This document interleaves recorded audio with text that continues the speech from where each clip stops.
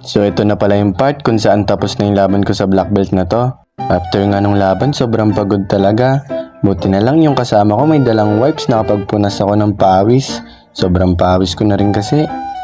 After ko magpunas, kinongrats ko ulit yung kalaban ko.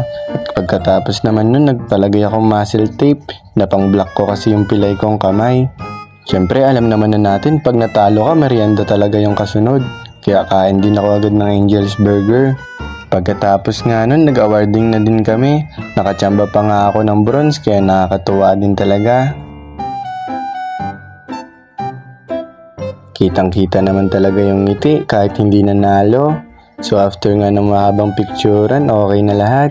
Nag-decide nga kami ng kasama ko kumain muna dito sa Harbor Point.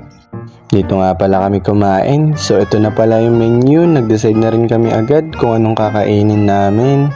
And after mag-decide, nag-order na rin kami agad.